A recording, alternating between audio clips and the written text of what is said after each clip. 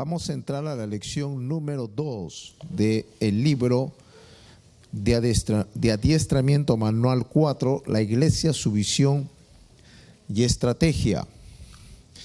Lleva como título esta lección, características de una iglesia apostólica. ¿Por qué se dice iglesia apostólica? Por dos razones fundamentales. Una, que es una iglesia enviada, apostelo significa enviada al mundo. En ese sentido la iglesia es apostólica. No es una iglesia sedentaria, es una iglesia enviada. La idea de apostólico tiene la idea de expansiva, de ir, ¿ya? Y el segundo aspecto, que es una iglesia apostólica, es una iglesia que trabaja bajo el manto apostolar con el cual nació, porque ella nació bajo el manto apostolar, se proyecta bajo ese manto y debe vivir consecuentemente ese manto. Y toda iglesia en ese sentido debe ser apostólica, ¿ya? Bien. El texto base es Efesios capítulo 2, verso 20. Dice, edificados sobre el fundamento de los apóstoles y profetas, siendo la principal piedra del ángulo Jesucristo mismo. Llega a resaltar en mi corazón de una forma muy profunda, hermosa y enfática esta declaración final que dice, siendo la principal piedra del ángulo Jesucristo mismo. Qué hermoso es entender que Jesucristo es el camino, la verdad y la vida. Qué maravilloso es entender que Jesucristo es la roca, el fundamento. Él es la esperanza, la salvación. Él es la meta, el objetivo. Él es el maná, el alimento. Él es el consuelo, la redención. Pero aquí dice que Él es algo más. Principal piedra del ángulo. Qué maravilloso. ¿Esto de qué nos habla? De que es una piedra principal de ángulo porque todo lo demás, mientras que Él es esa piedra angular, todo lo demás armoniza, encaja cuando Cristo es el ángulo de la edificación. Y eso implica que es una piedra principal de tal manera angular que toda otra piedra, toda otra obra edificadora del cuerpo de Cristo tiene un encaje preciso, exacto, armonioso y precioso, y entonces la casa de Dios puede ser realmente una casa gloriosa en base a esa piedra de ángulo. Entonces, eso es una iglesia apostólica, porque dice, edificado sobre el fundamento de los apóstoles y profetas. ¿Se dan cuenta? Por eso la iglesia es apostólica, porque nace bajo ese manto, y el ministerio apostolar fue en primer lugar pionero, hablando de los 12 apóstoles que nombró Cristo mismo en persona, en carne. Fueron pioneros de ver con sus ojos, oír con sus oídos, gustar, palpar, experimentar la piedra del ángulo de la edificación de todo el cuerpo de Cristo, que es la iglesia. Ellos fueron nombrados para eso y para establecer esa piedra angular como fundamento de toda la edificación.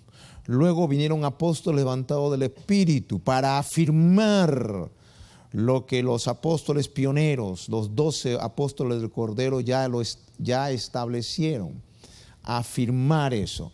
Todas estas cosas nos gritan que la iglesia es apostólica, tiene que ser apostólica y será apostólica. Con esta claridad vamos a ver entonces algunas cosas que están escritas acá. Esta es la lección número 2 en este cuadro. Vamos a ver que esta iglesia apostólica tiene por lo menos 4 características que va a ser motivo de estudio en esta lección. Una, tiene una acción, una actividad.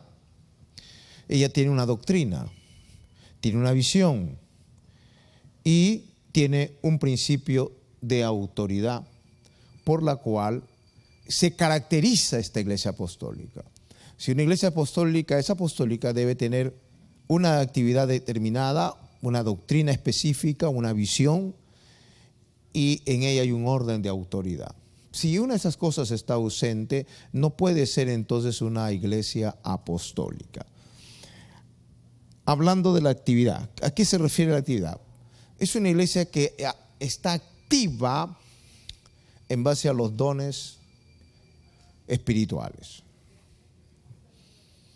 Es una iglesia pujante, viva, activada por la gracia y la dotación de Dios que la hace una iglesia gloriosa. No es un club social, no es un comité de madres, no es una institución humana, es una institución sobrenatural. Esa es la iglesia de Cristo. Amén. Entonces, en ella tiene que, si es apostólica, tiene que estar activa los dones. Y los dones lo podemos resumir en dones generales y dones ministeriales. Cuando hablo de dones generales me refiero a los 9 dones del Espíritu Santo sobrenaturalmente, y los otros dones más que no tengo ahorita la suma en mi cabeza, pero que son dones expresados en forma natural y en forma sobrenatural. Son 9. Ya no es el tema hoy de hablar de los dones, están dones de profecía, lenguas, palabras de ciencia, que son dones generales para todo el cuerpo de Cristo. Dones de servicio, de repartimiento, hay una cantidad de dones ahí, creo que suman un total de 23 o algo más dones generales para todo el cuerpo de Cristo. Eso tiene que estar moviéndose en una iglesia apostólica. Y también esta iglesia se mueve a través de los dones ministeriales. Los dones ministeriales. A saber que son 5. ¿Por qué son dones ministeriales? Porque son los dones de gobierno de la iglesia. Y ahí está el apóstol, ahí está el profeta, ahí está el evangelista, el pastor y el maestro. Los 5 ministerios. Entonces, la iglesia apostólica debe estar activándose en estos dones. ¿Ya? Dar apertura a estos dones. Y gracias a Dios, si nosotros somos apostólicos, tiene que haber entonces dones proféticos, tenemos que hablar lenguas, tiene que haber visiones, revelaciones, tienen que estar los ministerios apostolar, evangelístico, pastoral, maestro, moviéndose en esa iglesia. Tiene que ser una iglesia avivada por el Espíritu Santo, dando cabida a la acción del Espíritu Santo. Ese es un punto.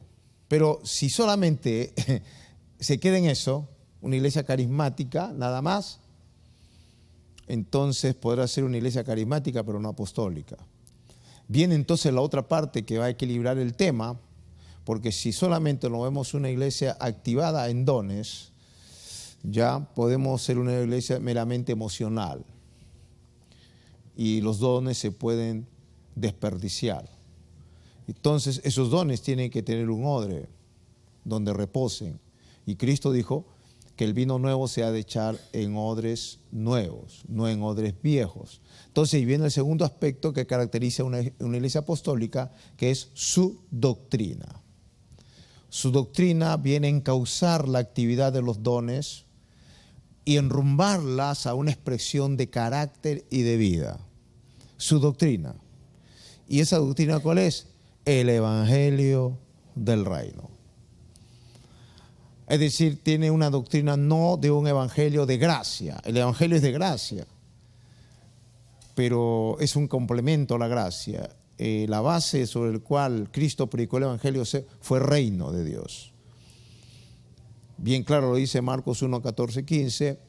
Después que Juan fue encarcelado, Jesús vino a Galilea predicando el evangelio del reino, diciendo: arrepentíos, porque el reino de Dios se ha acercado. Esa es una iglesia apostolar, una iglesia que está bajo la doctrina apostólica.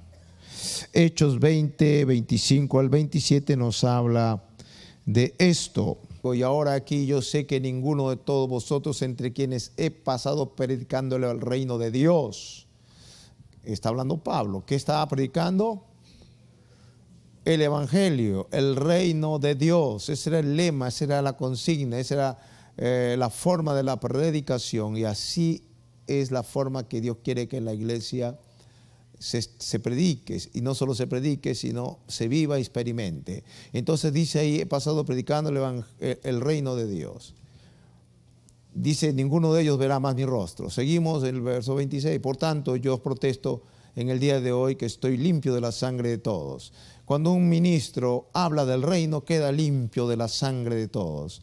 Así que yo como apóstol doy gracias a Dios que estoy limpio, porque he predicado mucho el evangelio del reino. Si usted se pierde, allá usted, es su culpa. Seguimos, Hechos 20, 27. Porque no he rehuido anunciaros todo el consejo de Dios. Ese es el evangelio del reino. ¿Ah? El evangelio del reino está resumido en todo el consejo de Dios. ¿Y qué es todo el consejo de Dios? Toda la doctrina que hemos entendido como puerta, camino y meta. Pero entonces hay una doctrina que la Iglesia Apostólica tiene, una doctrina de evangelio del reino de Dios. Vamos a leer otro pasaje de Lucas 4:43. Dice, pero él les dijo, es necesario que también a otras ciudades anuncie el evangelio del reino de Dios, porque para esto he sido enviado. Está hablando Jesús, amados. Mire, esto tiene un peso tremendo, hermano. Primero dice, es necesario. ¿Qué cosa? Predicar el evangelio del reino. Y segundo, lo fulminante y contundente, dice, para eso he sido enviado. Ajá, entonces esto no es que, eso es del apostolario, no, nosotros predicamos el evangelio de la fe, otros de la gracia, de la misericordia. No, es necesario predicar este evangelio, y Cristo dijo, para eso fue enviado. ¿Por qué es así? Porque el reino es la base, el centro. Todo lo demás encaja en el reino. El reino hace que la piedra angular se establezca. ¿Por qué? Porque la palabra reino es gobierno, señorío, cristocentrismo, en otras palabras. Entonces, una iglesia apostólica tiene que ser cristocéntrica. ¿Y qué significa cristocéntrica? Que Cristo tiene que establecerse como el dueño y señor de la vida de cada uno de los componentes de esa iglesia. Si usted está conformando esta iglesia apostolar, si usted va a ser un discipulador, primero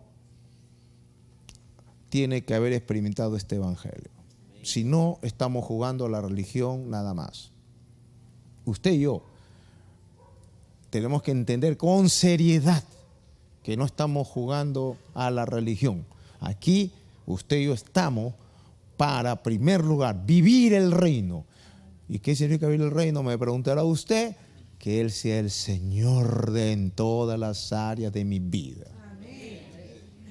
Y si no lo es, mi amado, arrepiéntase, pida perdón y diga, Señor, yo no quiero ir a la escuelita, a una escuelita, yo quiero ir a un lugar donde me van a adiestrar para que tú me gobiernes. Amén. ¿Y cómo te va a gobernar? No con el examen que vas a dar, eso es solamente para ver si estás entendiendo, sino con tu estilo de vida. Por ejemplo, si tú estás viniendo acá con un pantalón apretado, en la próxima clase te voy a decir que te retires de acá porque me estás burlando de lo que estoy enseñando. Si tu lengua está demasiado larga, mejor retírate también. Arregla bien tu lengua, arregla bien tu pantalón, arregla bien tu carácter y ven al adiestramiento. ¿Ok? Por eso cada día están viniendo menos. Y mejor. Quiero gente realmente que quiera reino de Dios. No un sermoncito bonito y una enseñanza, que me gustó. Y en el reino de Dios no se camina por gustos, sino por principios, por obediencia. Amén.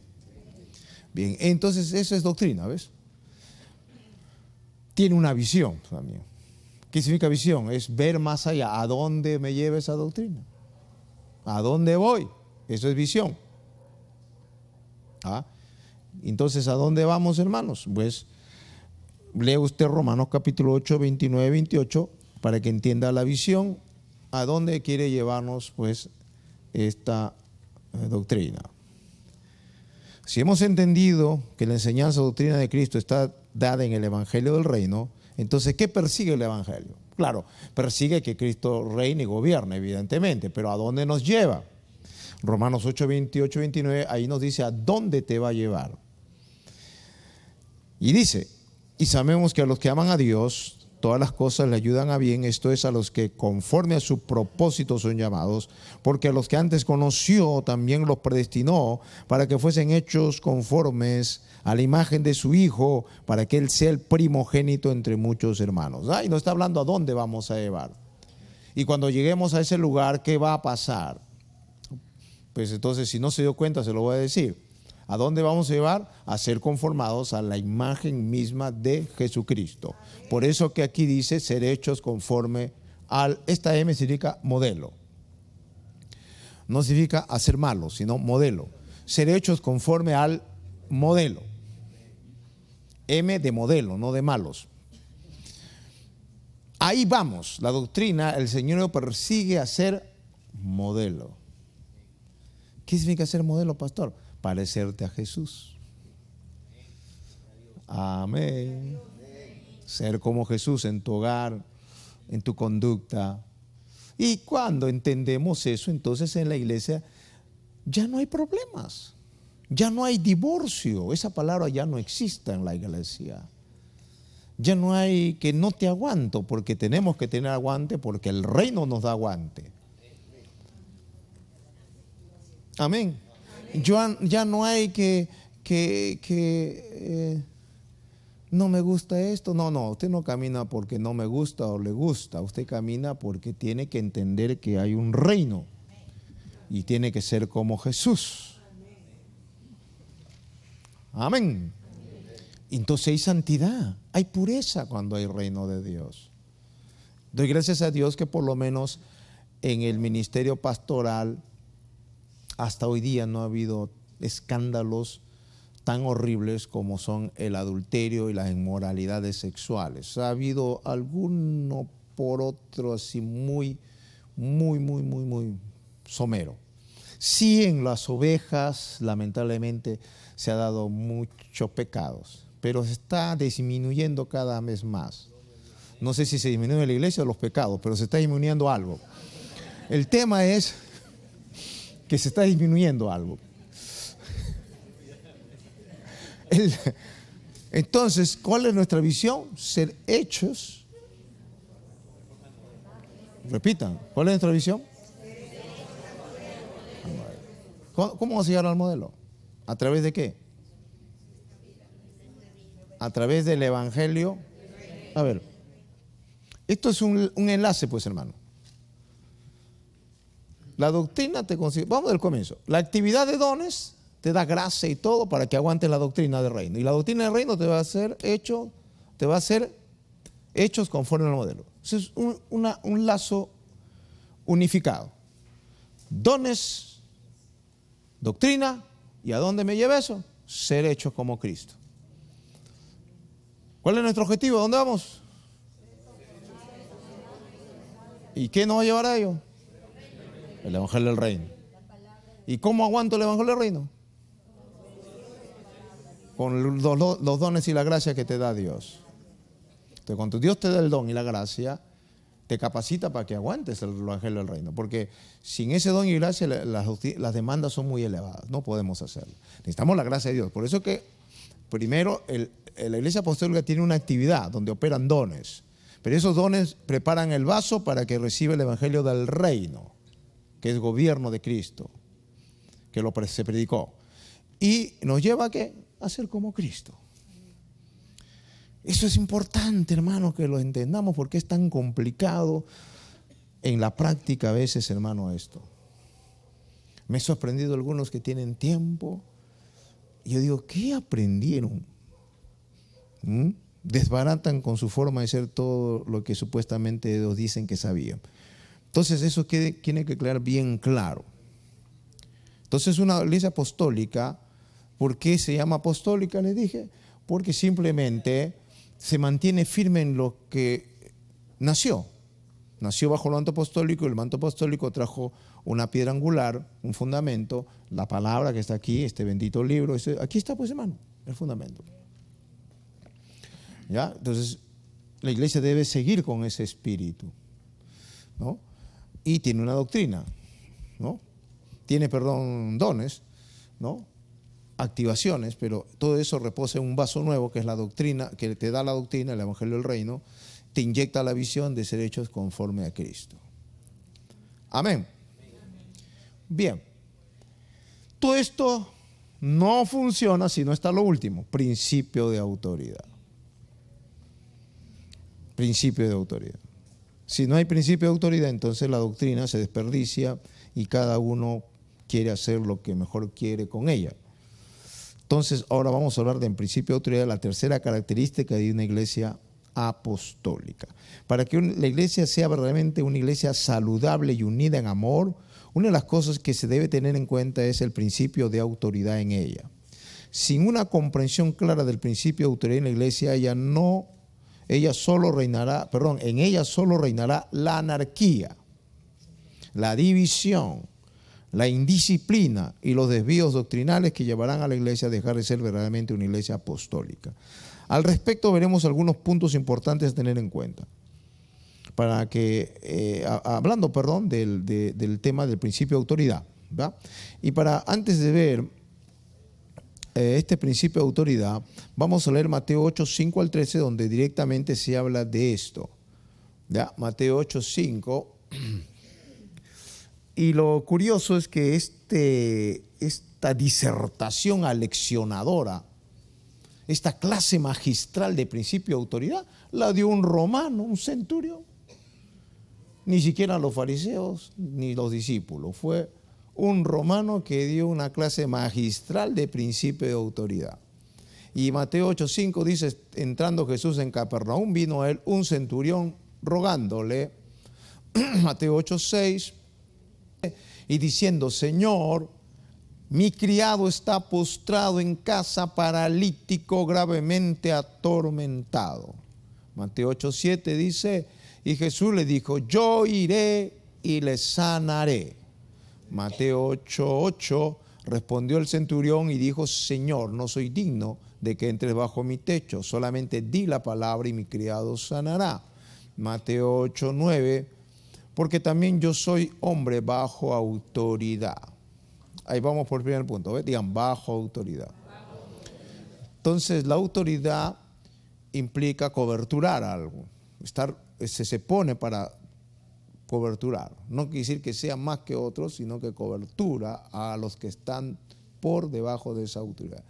Y tengo bajo mis órdenes a soldados. Y digo a este, ve y va, y al otro ven y viene, y a mi siervo hace esto y lo hace. Al oírlo, Jesús se maravilló. O sea, no le dijo, oye, estás mal, no, así no es la cosa, has entendido mal, no, se maravilló. Y dijo a los que le seguían, de cierto os digo que ni aún en Israel he hallado tanta fe. Oye, hermano, escúcheme, el tema de principio de autoridad requiere mucha fe. Y yo lo sé, hermano, porque el tema de sujeción es el tema más complicado de un pastor. Toda la iglesia está muy contento con uno, mientras que estamos riéndonos y bendiciéndonos y palmaditas y todo. Pero cuando ya el pastor dice, hermanita, un momentito, acá, ahí cambia todo. Ahí salen los demonios sabidos por haber, y ahí se ve realmente quién entendió la visión. Y este hombre, miren, por eso que Cristo se maravilló, porque él ni siquiera uno de los discípulos, ni siquiera israelita para tener la cosmovisión de la ley, un extraño. Pero él comparó su forma de gobierno romano y lo transfirió a Cristo. ¿Qué estaba diciendo él? Bueno, Jesús, mire, yo cuando a mi soldado le digo, ve a tal lugar, él va. Compañía, hay en ese lugar enemigos, vayan, ataquen, van a hacer esto, y lo hacen así. Y le dice, y yo te veo a ti como un hombre con autoridad. Y segundo, todo lo demás está bajo tu autoridad. Y está diciendo, y yo también. Y le dijo algo más, y aún la enfermedad está bajo tu autoridad. De tal manera, di la palabra, porque tu palabra tiene autoridad. Y cuando tú hablas, se obedece. Cristo se maravilló, dijo, este ya se sabe todo el evangelio ya. O sea, así de plano. Aleluya. Y dijo ahí, ¿no? Sigamos leyendo. Dice que no haya tanta fe. Sigamos leyendo. Yo digo que vendrán muchos del oriente y del occidente y se sentarán con Abraham e Isaac y Jacob en el reino de los cielos. Mas los hijos del reino serán echados a las tinieblas de afuera. Ahí será el lloro y el crujir de dientes. ¿Se dan cuenta? Los hijos del reino, ¿quién era? Israel.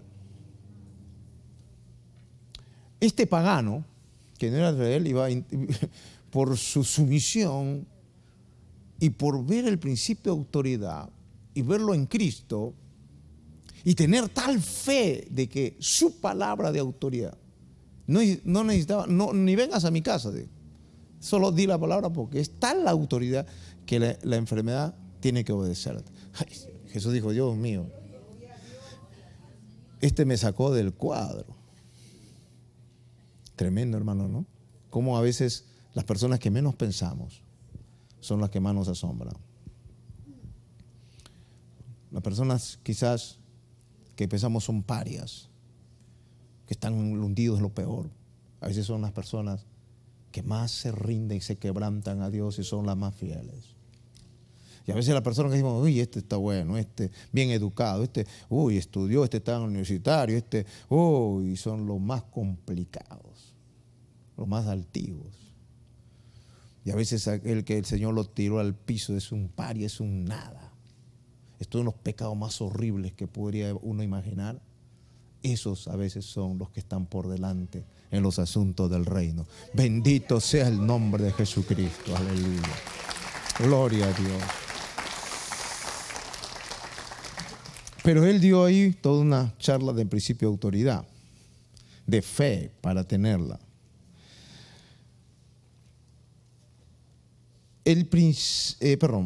La disuasión de la autoridad crea división.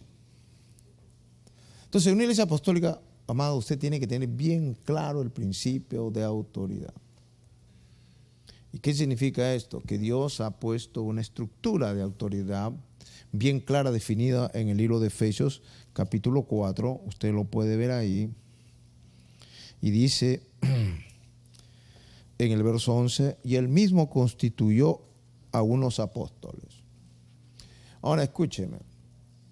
¿Por qué no dijo a algunos pastores? A unos maestros. ¿Por qué caprichosamente, coincidentemente puso primero apóstoles? No fue de casualidad, pues. Está dando un orden de autoridad. ¿Por qué puso apóstoles? Porque los apóstoles están pues en el orden primario de autoridad. Esa es la razón. Puso apóstoles, a otros profetas, a otros evangelistas, a otros pastores y maestros.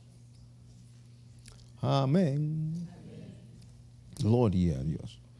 Entonces, estos son los ministerios que gobiernan, pero el apóstol es el centro de engranaje, o los apóstoles, no un apóstol, los apóstoles, junto con los otros ministerios, tenían el gobierno direccional de la iglesia. No eran los dueños de la iglesia, sino que encauzaban la autoridad de Cristo y la ordenaban sobre ella. Eso también hay que aclarar. Cuando yo hablo de principio de autoridad, no hablo de propiedad. Yo no soy propietario de esta iglesia, hermano. No soy dueño de tu vida tampoco. Simplemente soy una autoridad para encauzar autoridad de Dios en tu vida. Y para eso yo tengo que estar también bajo autoridad. Autoridad de un mentor, una cobertura, pero también autoridad de la iglesia. De alguna manera usted también me puede corregir a mí y usted también tiene cierta autoridad correctiva. ¿Ya? No es como una empresa donde el jefe es el jefe y nadie le tiene que decir nada y él manda y hace lo que da la gana. No, así no camina la iglesia. Eso no es principio de autoridad, eso será otra cosa. Entonces eso que quiere claro. Pero sí quiero aclarar que cuando eso no se reconoce, pasa lo que pasó en la iglesia de Corintios. 1 Corintios 1, 11 al 13 dice así: porque he sido informado acerca de vosotros, hermanos míos, por los de Cloé, que hay entre vosotros contiendas. Quiero decir que cada uno de vosotros dice: yo soy de Pablo, y yo de Apolos, y yo de Cefas, y yo de Cristo. ¿Acaso está dividido Cristo? ¿Fue crucificado Pablo por vosotros o fuisteis bautizados en el nombre de Pablo? ¿Estamos aquí, hermanos? Ahora, ¿qué estaba pasando aquí? Se estaba disuadiendo la autoridad. Se estaba disolviendo la autoridad. ¿Qué resultado había en eso? Carnalidad.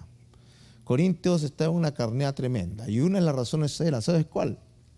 Aparte de su liviandad y falta de temor, etcétera, etcétera. Uno de los problemas era que ellos no reconocían autoridad.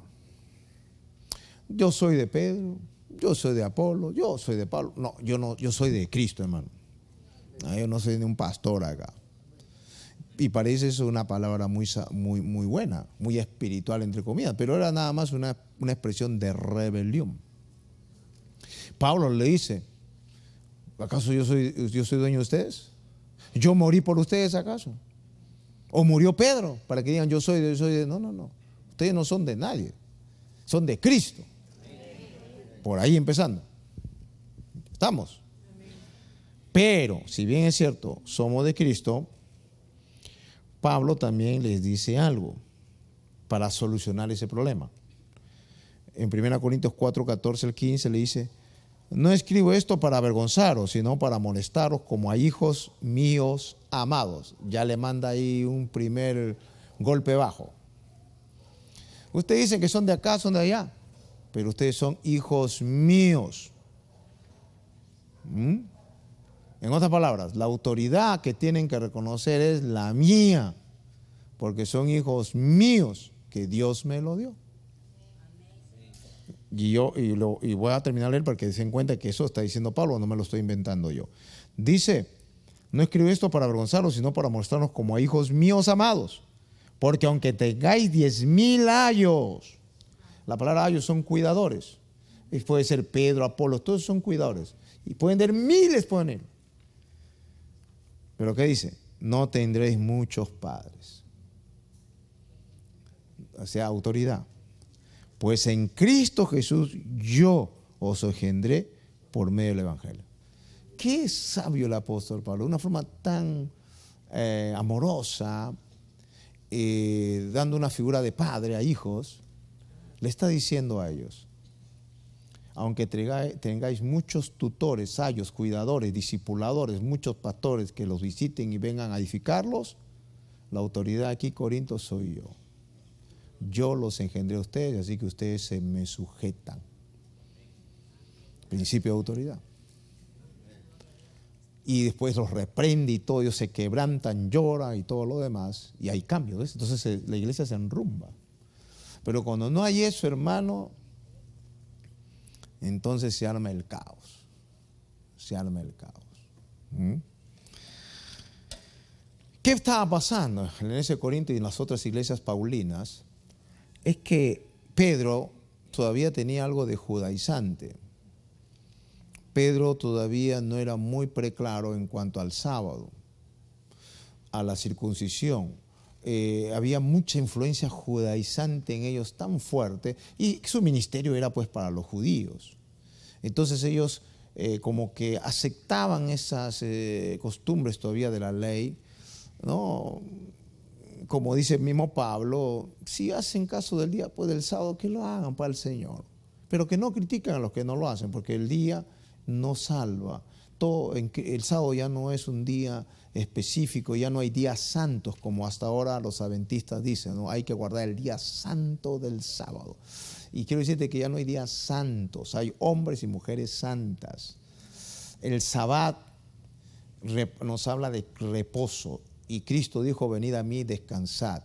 El reposo del cristiano es Cristo, el sábado de un cristiano es Cristo, ya no son días determinados 24 horas solo en la ley.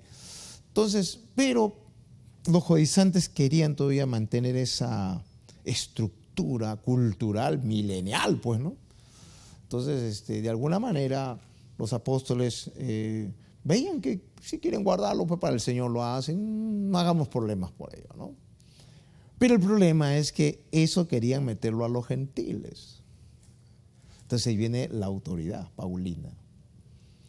Entonces ahí venía la confusión, hay que guardar el sábado. Y sí se está armando un tema ahí confuso. También en Galacia pasó lo mismo. Entonces Pablo tuvo que ejercer autoridad, decir, bueno, aquí pasamos esta ley. Amén. Ahora, hay cosas en la Biblia que son claras, contundentes y determinantes que ni necesitas, hermano, que el apóstol o un pastor te lo diga.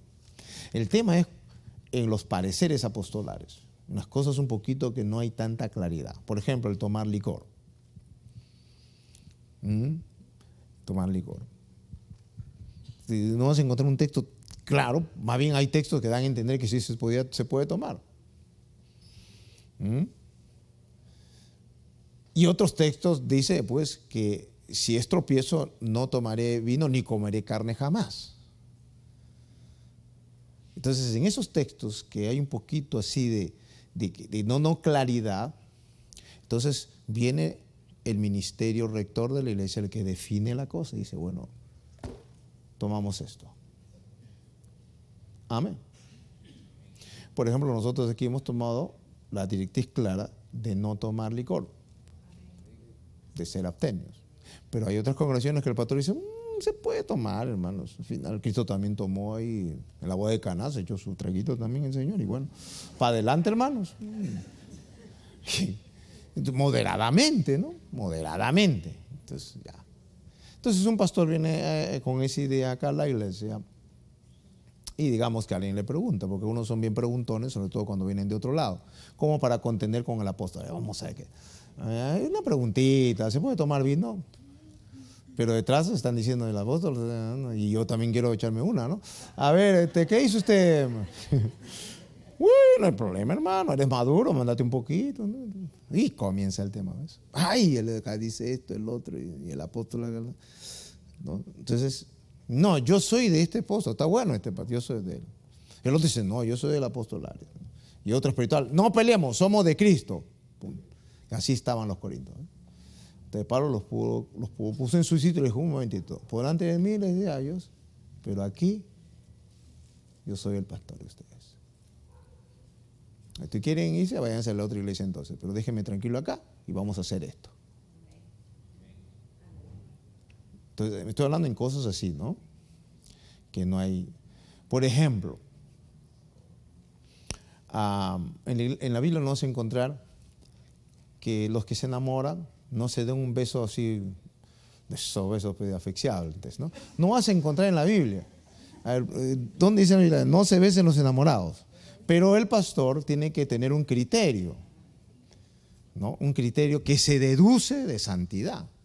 Aunque directamente no lo dice la Biblia, indirectamente habla de santidad, de andar con temor y temblor, de no fornicar. Entonces el pastor en su criterio dice, eso te lleva a la fornicación, así que aquí los enamorados no se besan. Pero la verdad es que en muchas iglesias no enseñan eso.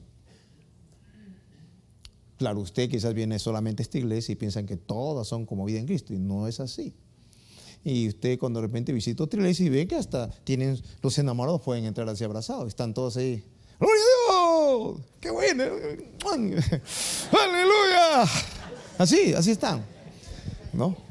Yo digo esto porque me han contado, pues, ¿no? Dice, vino una hermana asustada, pastor, y entran los enamorados ahí abrazados. Y un joven se fue de acá por eso. Jovencito decía, no, está mal esa iglesia de usted. Allá en la iglesia, no voy a decir su nombre, es muy grande. Y dice, allá. Sí, andan los enamorados, salen corriendo en la mano. ¿Y por qué aquí me prohíbe? Y él quería eso. Y se fue ese muchacho. Me dolió porque le amaba, pero no le puedo decir, hermanito, ya se van a besar, no te preocupes, vienen, ya vamos a cambiar. No lo voy a decir así.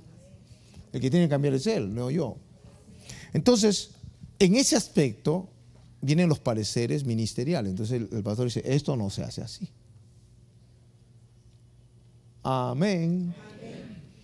Ahora, pero si viene otro pastor por acá y le invito a predicar, ¿no? A lo mejor él tiene esa forma y le dice, pastor, disculpe, los enamorados, ¿cómo es su iglesia?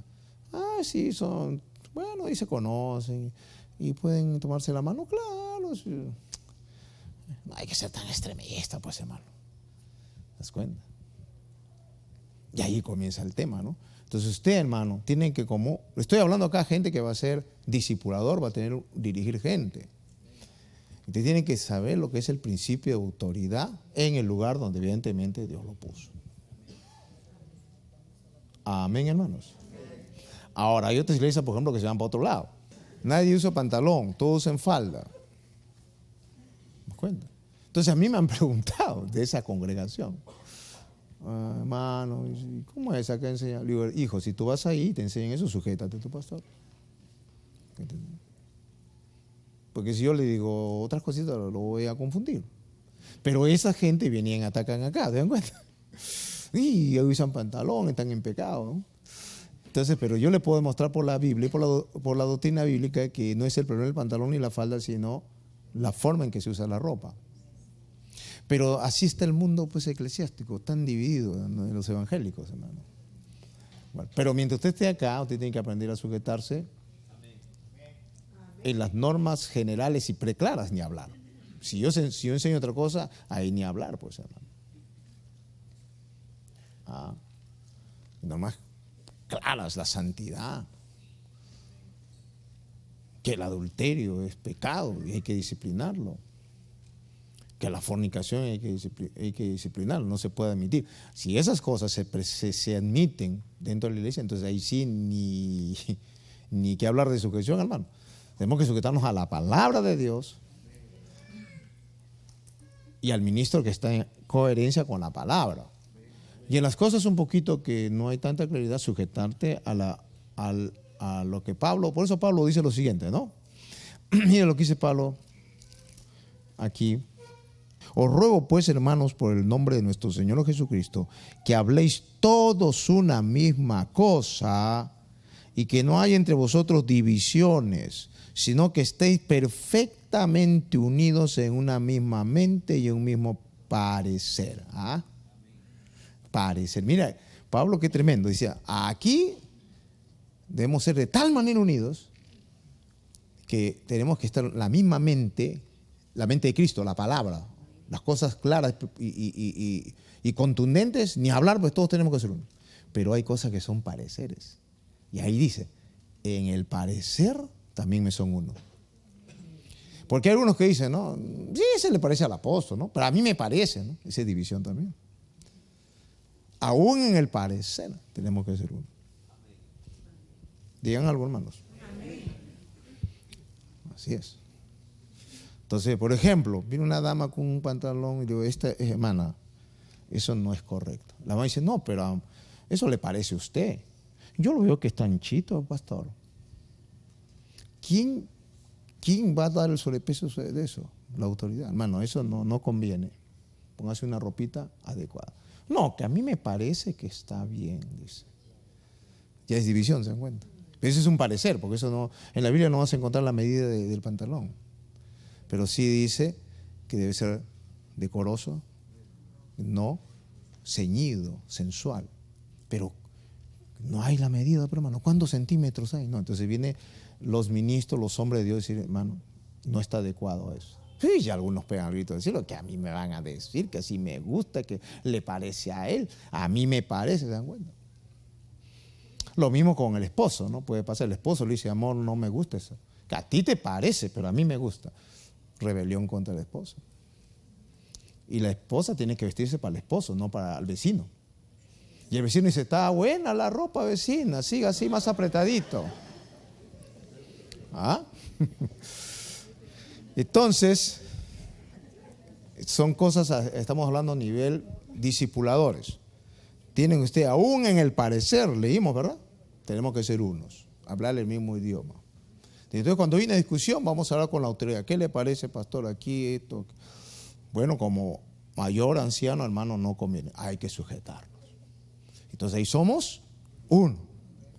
No hay que el otro dijo allá, que el pastor de la otra iglesia. Olvídate, hermano. Aquí estás en la congregación, donde hay una autoridad, ¿no? Y tienen los principios claros, que hay ni hablar, que todos obedecer, pero hay pareceres. Amén. En eso tenemos que ser uno. Eso se llama principio de autoridad. Entonces Corinto no reconocía eso. Y había que disuasión.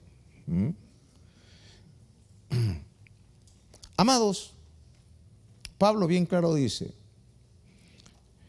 no tendréis muchos padres. No solamente habla de tutor, ahora habla de paternidad.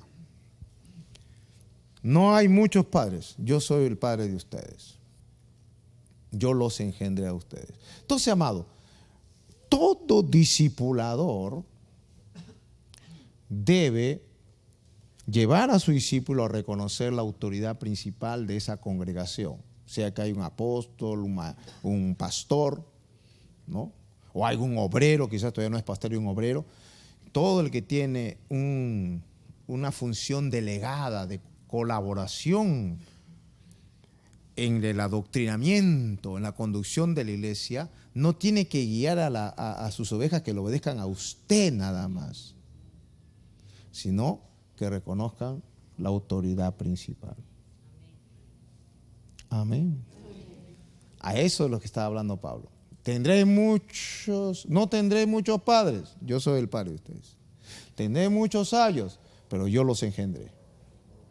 ¿Por qué le digo esto? Porque tengo unos añitos ya administrando y sucede que hay hermanos que toman un grupo y se adueñan del grupo. Dicen, a mí te me sujetas.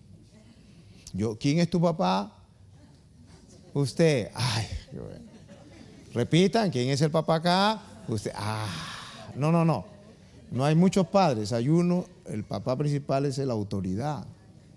Usted es un colaborador. Entonces, ¿quién es su papá? Usted. No, el papá es el pastor, él es el padre de la iglesia. Yo colaboro con él, amén, hermano. ¿A quién se sujeta? A usted, a mí también, pero a la autoridad principal es la primera obediencia que se debe. Entonces, eso es el espíritu correcto de un discipulador. Me sucedió un varón que él decía, ¿quién hace qué la autoridad? Usted, hermano. Muy bien. Ya no había ni supervisor ni coordinador, él era. Y vamos a vigilia. Y el coordinador había hecho un ayuno. Pero el coordinador dijo, ¿quién es la autoridad acá? Usted. Vamos. Ya dividió el grupo ya. ¿Te das cuenta? Entonces el coordinador se siente mal. Bueno, quiere vigilar, pues gloria, lo deja. Ya lo va soltando. Lo fue soltando. Después salió con el tema de que ya no venía a la escuela su gente. Él los enseñaba. Yo caí en el juego, no me di cuenta. Entonces, cuando conversaba, no, es que no pueden por esto, tiene mucha razón. Y yo, qué bueno, este es buen discipulador, le digo, ¿cómo te preocupas? Entonces le enseñaba en la escuela. ¿Te das cuenta? Él hacía vigilia con su gente, no se mezclaba con... Cuando habían así vigilias todo de grupo, iban 2, 3, pero cuando él citaba venían todos. Entonces, sin darnos cuenta, todos nosotros consentimos que un mostrito esté dividiendo a la iglesia dentro de otra iglesia. ¿Qué pasó? Al final se fue con todo a otra iglesia. Se llevó todo el grupo. Pero esa gente, ¿dónde está ahora? Unos por allá, otros por acá, en otras iglesias. Entonces, amados hermanos, ese es un espíritu bien delicado y grave. Y le digo, a esa persona no le va a ir bien hasta que no se arrepiente y reconozca, porque no ha dividido la iglesia de Pastor Juan Pérez. No, está dividiendo el cuerpo de Cristo, hermano. Eso es lo que algunos no entienden. Como un muchacho que ya no viene, se fue, y me saluda, apóstol, ¿cómo está? Aquí, le digo. ¿Y qué dice? ¿Cuándo lo visito? ¿Cuándo me visita? No, le digo, tú te fuiste mal y tu asiento está esperando de acá. Se quedó mudo. Bueno, es que entre ustedes los pastores ahí se agarran a veces en cosas. No, un momentito, hijito. Un momentito. No es el tema que entre pastores se agarran cosas. Así no es, hijo. El tema es que tú has sido con un hombre que está en rebelión. Se quedó mudo. Hasta ahora ya no vino. Dice que iba a venir a visitarme. Entonces hay que decir las cosas como son. Yo le digo, y no es porque yo sea alguien especial, me crea, no, sino que te digo esto, hijo, para ayudarte, para que reacciones, reconozcas, te humilles, por lo menos digas, Señor, perdóname, yo te voy a perdonar, voy a orar por ti. Pero el tema no es que frescamente me voy y todo ok, para adelante, y jaja, y todo. Ese es el temoreno, esa es su cosa de él. Dios no toma así las cosas, hermano. Yo en esa parte tengo mucho temor, mucho cuidado. Y he tratado de saldar, a pesar de que han habido ministerios, por ejemplo, que yo he conocido, que han hecho unas cosas X, yo he ido a hablar con ellos. He tenido que pedir perdón, inclusive yo humillarme, porque se enojaron y por los pecados que ellos hicieron. ¿Por qué? Porque tengo temor de Dios y de alguna manera esa autoridad. Le digo, Señor, ya tú encárgate, ¿no? Con esto no quiere decir que consintamos las atrocidades que pueda hacer un líder, pero sí reconocer autoridad y ser respetuosos. Respetar y tener mucho temor del cuerpo de Cristo. Amén. Entonces, amados, eso es lo que se llama principio de autoridad. Por eso que en el punto C dice, todo discipulador de la iglesia local debe llevar al discípulo al reconocimiento de la autoridad principal y no a la suya. Después de Cristo hay una autoridad principal en la iglesia y son los ministerios que Él ha puesto. Amén. En toda iglesia local hay una autoridad principal, sea un apóstol, un pastor, todo discipulador personal o de guía de grupos debe llevar a sus discípulos a reconocer la autoridad principal de la iglesia en la cual se encuentra sirviendo. Pues en la medida que los discípulos reconozcan la autoridad principal, reconocerán también la autoridad del discipulador. O sea, en la medida que usted lleva reconocimiento de la autoridad principal, lo van a reconocer también a usted. Eso se llama principio de autoridad. Padre, te doy gracias por esta lección número 2, que podamos entender el principio de autoridad en la iglesia para ser unos y caminar con tu rica bendición. Esto es el mover y las características de una verdadera iglesia apostólica. Amén.